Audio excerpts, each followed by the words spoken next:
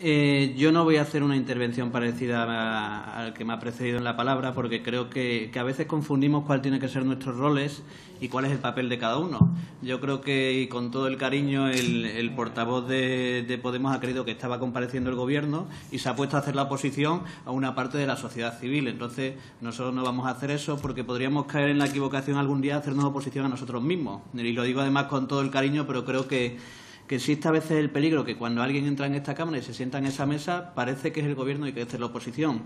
Yo creo que esta es la intervención que ha hecho y además la exposición.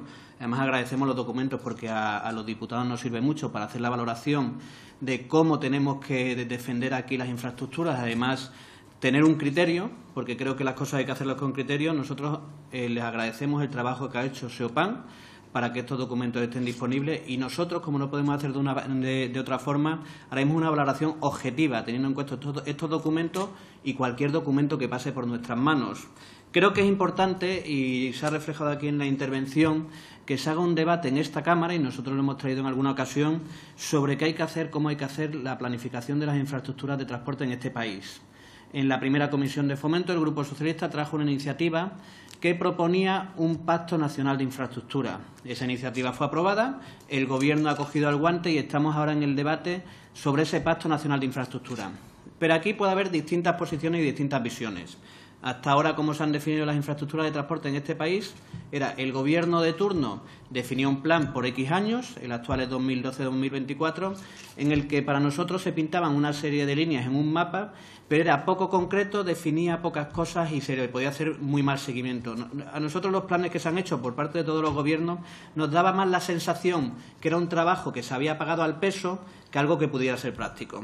Creemos que hay que cambiar radicalmente la forma en la que se planifican las infraestructuras, porque sí creemos que todos los gobiernos, en una parte o en otra, han utilizado esos planes o la definición de las inversiones en cada una de las infraestructuras para hacer política partidista. Y creemos que eso hay que cambiarlo. Por eso nosotros, en una de las comisiones de fomento en la que compareció el ministro, le hicimos una propuesta que además queremos que valore. Nosotros no queremos llegar a un acuerdo sobre cuáles son las infraestructuras necesarias. Nosotros queremos llegar a un acuerdo sobre cuáles son los criterios para definir cuáles son las necesarias. Nosotros creemos que uno de esos criterios obligatorios tiene que ser la cohesión territorial, la igualdad de oportunidades, entre otras serie de elementos. Siempre se ha puesto por parte de los técnicos un elemento a la hora de definir dónde se invertía, que era la viabilidad económica y la rentabilidad. Pero yo creo que tenemos que fijarnos en la rentabilidad social, tenemos que fijarnos en la igualdad de oportunidades y cohesión territorial, que creo que muchas veces a los técnicos, cuando hacen los números, en parte se lo olvida. Por eso nosotros vamos a defender y vamos a defender que ese acuerdo al que podamos llegar, lo que defina son los criterios en los que hay que definir para ver en qué hay que invertir. También creo que tenemos que definir qué porcentaje del PIB es razonable que se invierta cada año en infraestructura de transporte y, como ha dicho el compareciente, en los últimos años no han sido buenos para nuestro país. Hemos pasado a estar en la cola de Europa en la inversión y creemos que hay que recuperarlo poco a poco.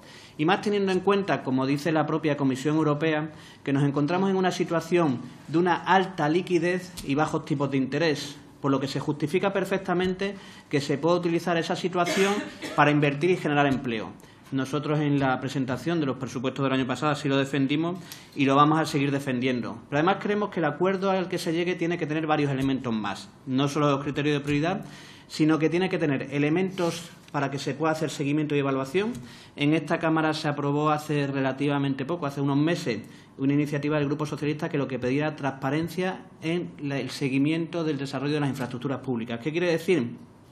Que nosotros creemos que este país, igual que otros países del mundo, tienen que tener desde ya una página por parte del Ministerio en el que pueda seguir de una forma sencilla y accesible a cualquier ciudadano todos los datos de las obras que están planificadas en este país, cuál es el desarrollo, cuáles son los contratos que se han hecho, cómo va y qué modificados ha tenido, qué problemas va teniendo, y que además se vea cuál ha sido el criterio para seguirlo. Nuestro país sigue a la cola en ese sentido, igual que no se publican datos que puedan hacer tanto los ciudadanos como cualquier empresa, generar aplicaciones para hacer seguimiento. Y nosotros aquí lanzamos que creemos que es otra de las prioridades, la transparencia, la evaluación, porque creemos que no se hace seguimiento de las infraestructuras, de su desarrollo y de la planificación.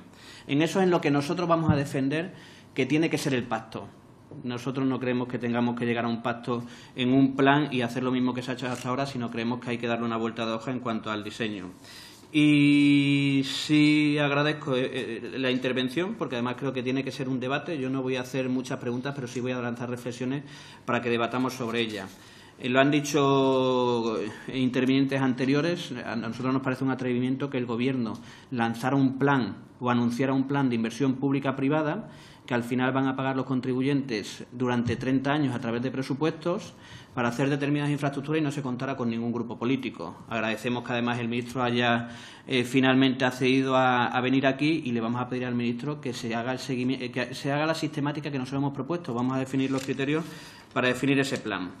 Creemos que hay que debatir, pero es un debate que tiene que lanzar el Gobierno y nos da la sensación que le da miedo lanzarlo, que es la financiación de las infraestructuras públicas de transporte. ¿Quién las paga o cómo se pagan? Está claro que al final lo pagan los ciudadanos de una forma o de otra. Y además nos encontramos en una situación que este año cumplen las primeras autopistas de peaje su prórroga, que es la P1. Y nadie ha lanzado ese debate. Nadie ha lanzado ese debate y ya es un debate que llega muy tarde.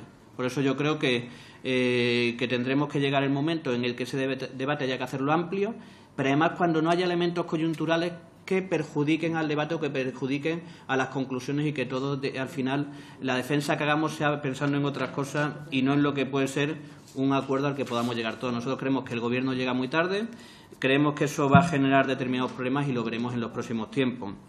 Y voy a terminar con una reflexión que me parece imprescindible. Las infraestructuras de transporte llevan aparejado una gran inversión pública que se va prorrateando a lo largo de los años.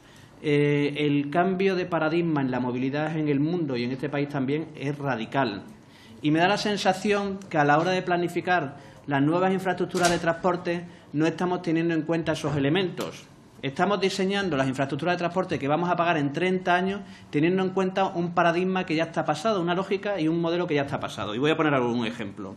¿Se están diseñando o se tienen en cuenta a la hora de diseñar una nueva vía de alta capacidad el funcionamiento de coches autónomos, que tengo muy claro que llegará más pronto que tarde y que podría cambiar radicalmente cómo tienen que ser las vías por las que tengan que circular? O como hemos visto que en algunos sitios en los que ya se está planteando en algunos países la circulación de drones taxi.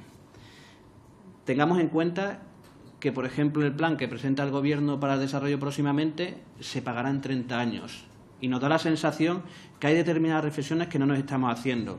No sé si por falta de capacidad a prever el futuro, que es normal que sea muy complicado, pero creo que sí nos tendríamos que hacer una evaluación o un análisis de cómo pueden ir variando las cosas, cómo va a ir variando el modelo, porque creo que podemos encontrarnos con inversiones de mucho dinero en infraestructuras de transporte que no nos sean útiles para el modelo de movilidad que venga en los próximos años. Nada más y muchas gracias.